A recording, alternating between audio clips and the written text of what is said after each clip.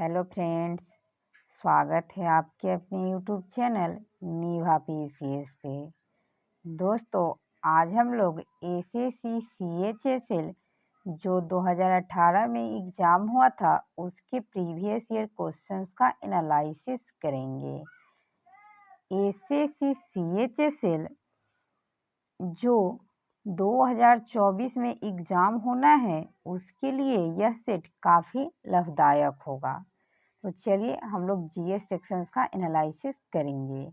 इससे पहले वाले 10-11 प्रीवियस ईयर सेट का एनालिसिस कर चुके हैं। अगर आप नहीं देखे हैं तो चैनल पे प्लेलिस्ट बना हुआ है, एक बार ज़रूर देखिएगा।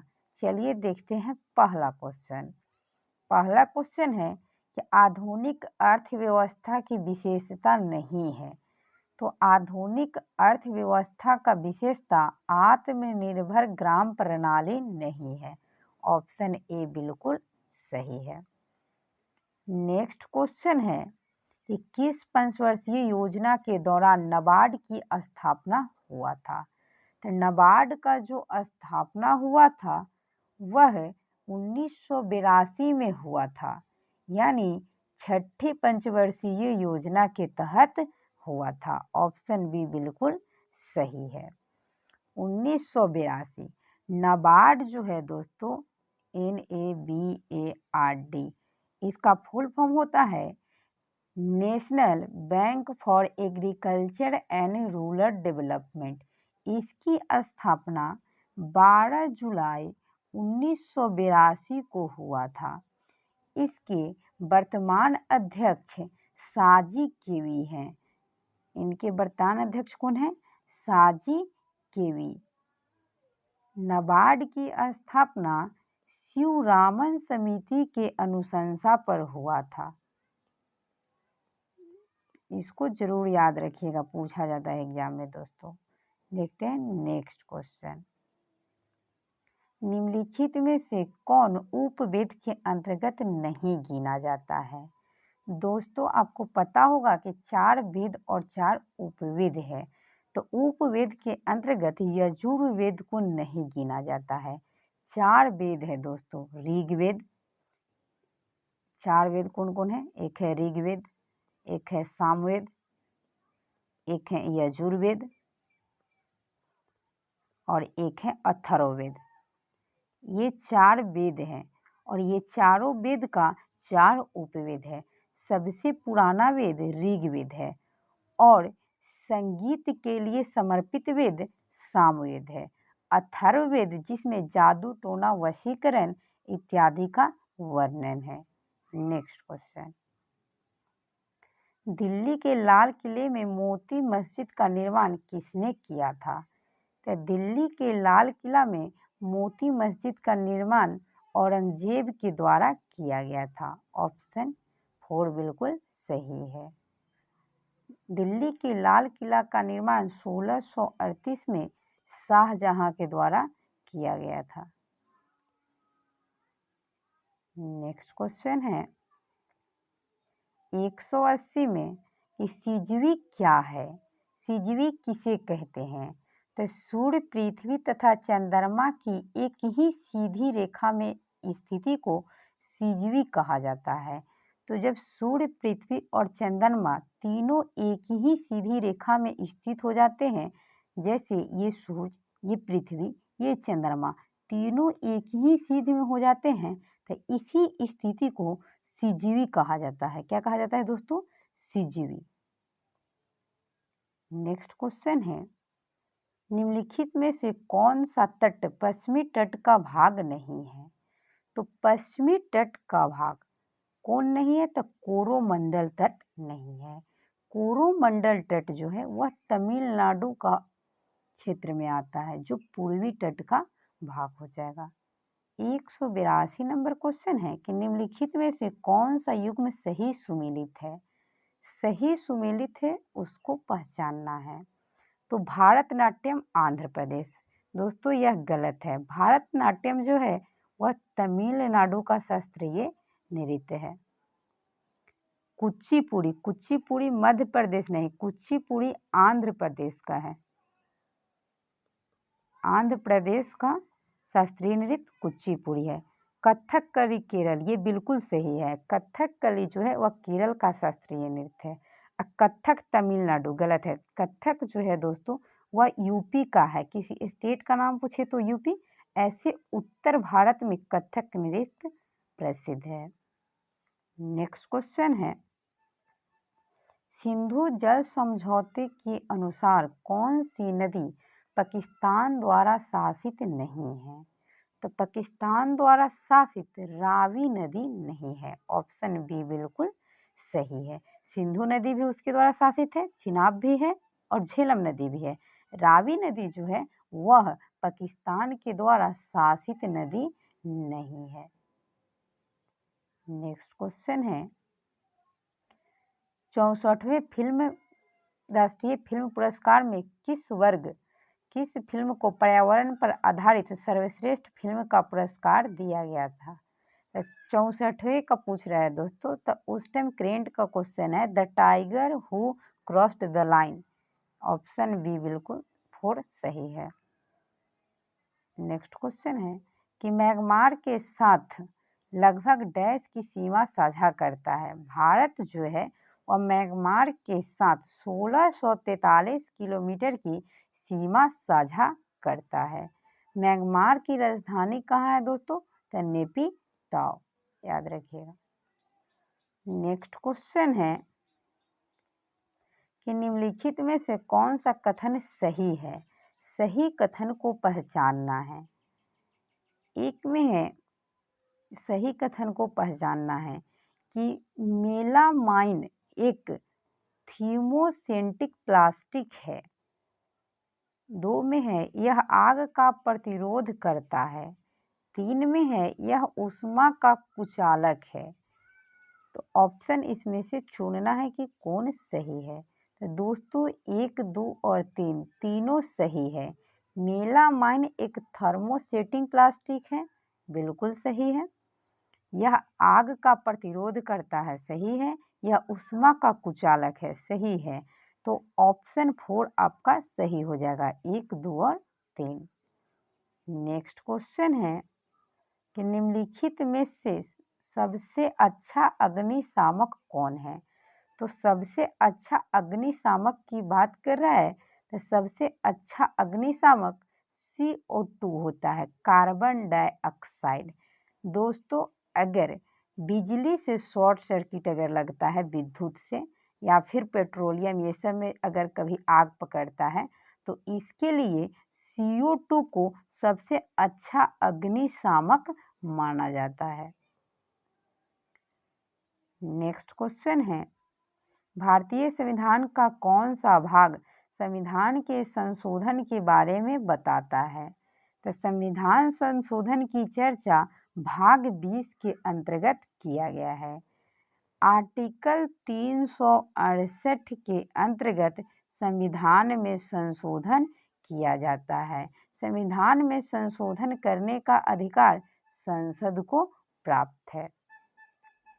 नेक्स्ट क्वेश्चन है कि 3 सूची यानी केंद्रीय सूची, राज्य सूची तथा समवर्ती सूची के अंतर्गत दिए गए किसी भी विषयों पर केंद्र शासित प्रदेशों के लिए कौन कानून बना सकता है? कानून बनाने का अधिकार किसे है? तो दोस्तों बता दें कि भारतीय संविधान के अंतर्गत कानून बनाने का अधिकार संसद को प्राप्त है। ऑप्शन बी बिल्कुल सही है। कोई भी विधेयक को दोस्तों पहले किसी लोकसभा या राज्यसभा में प्रस्तुत किया जाता है। धन विधेयक को राज्यसभा में प्रस्तुत नहीं किया जाता है पहले। तो लोकसभा से मान लीजिए कोई विधेयक गया, यहाँ से 2/3 बहुमत से विधेयक पारित हो गया, फिर ये राज्यसभा में जाएगा, राज्यसभा में गया, ये विधेयक पारित हो गया। तो दोनों सदन से जब विधेयक पारित हो जाता है तो विधेयक राष्ट्रपति के पास जाता है। किसके प्रति? राष्ट्रपति के पास।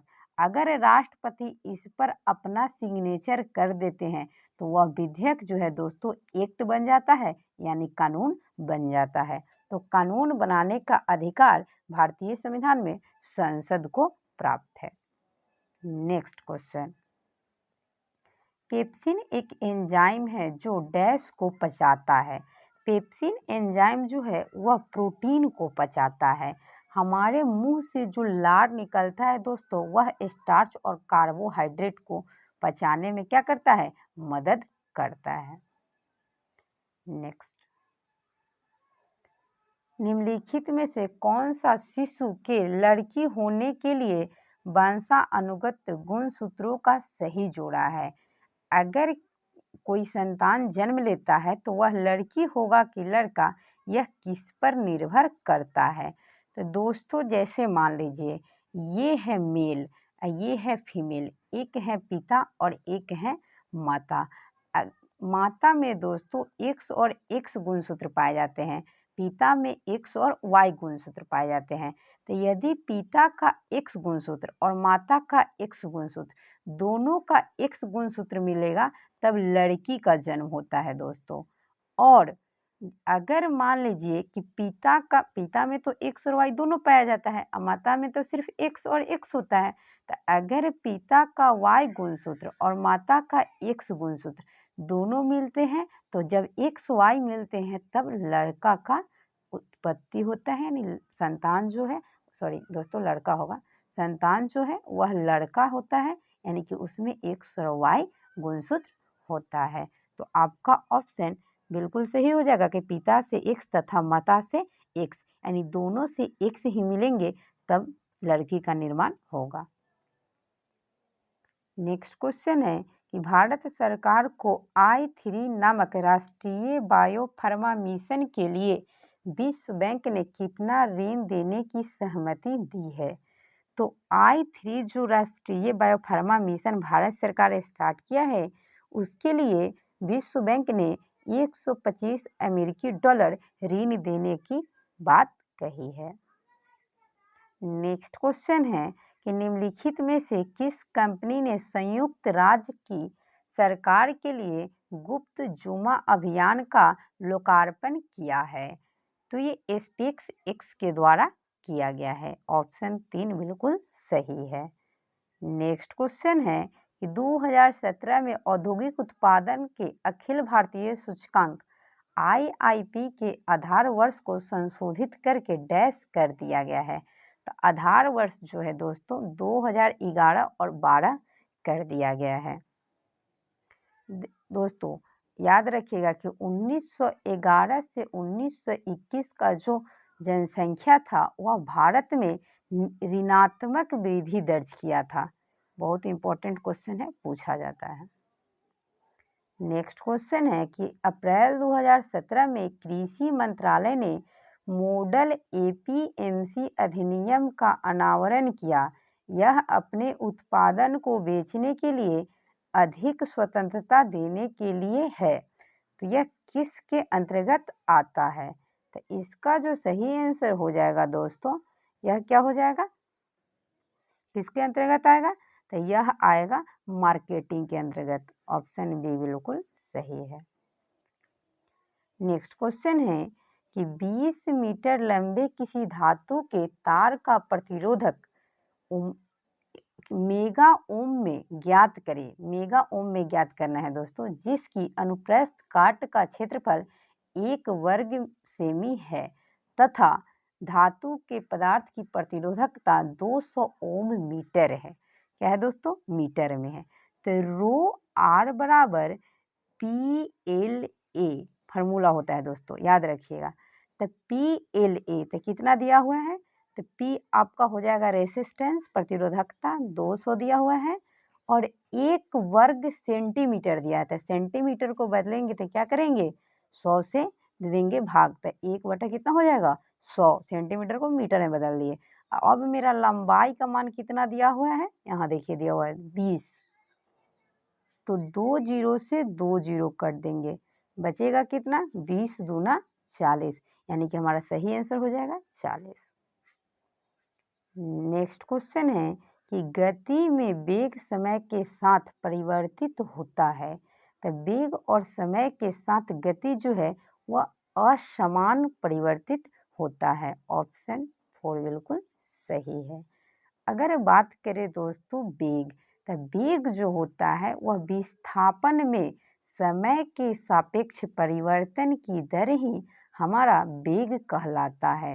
वेग का मात्रक मीटर पर सेकेंड होता है। विस्थापन एक प्रकार का तय की गई दूरी होता है, तो दूरी को मीटर में मापते हैं और समय को सेकेंड में मापते हैं। बात करें विस्थापन का, तो विस्थापन प्लस में भी हो सकता है, विस्थापन माइनस में भी हो सकता है और विस्थापन जीरो भी हो सकता है। लेकिन दोस्तों याद रखिएगा, तय की गई दूरी जो होता है वो हमेशा प्लस में होता है। दूरी कभी भी निगेटिव नहीं होता है। जैसे मान लीजिए कि कोई आदमी यहाँ पर कोई मनुष्य खड़ा है, तो या तो ये आगे चलेगा या तो ये पीछे चलेगा, लेकिन ओरिजिन से वो तो प्लस में जा रहा है ना। कितने स्टूडेंट का कहना होगा कि नहीं ये तो पीछे जा रहा है, तो पीछे जाए या आगे जाए डायरेक्शन से कोई मतलब नहीं है। जो दूरी तय हो रहा है वो तो हमारा ओरिजिन यानी कि जो मूल बिंदु है उससे तो प्लस हो रहा है ना, तो दूरी हमेशा प्लस होता है।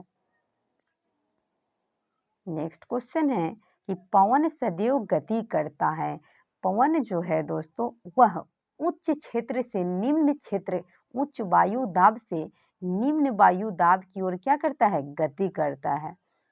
तो आपका ऑप्शन सही हो जाएगा कि अधिक वायु दाब वाले क्षेत्र से कम वायु दाब वाले क्षेत्र की ओर। ऑप्शन 3 बिल्कुल सही है। दोस्तों अगर हम आपसे बात करें तो ये जो नियम है कि उच्च से निम्न की ओर, तो ये द्रव का भी गुण होता है। जो भी द्रव होता है वह उच्च से निम्न दिशा की ओर क्या करना चाहता है, गति करना चाहता है।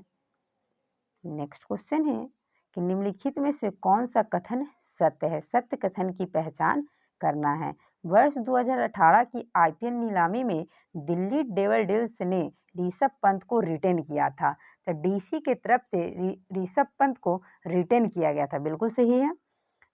वर्ष 2017 में डेनियल रिकार्डो ने फार्मूला 1 में रेड बुल रेसिंग के लिए दौड़ लगाई थी, ये भी बिल्कुल सही है।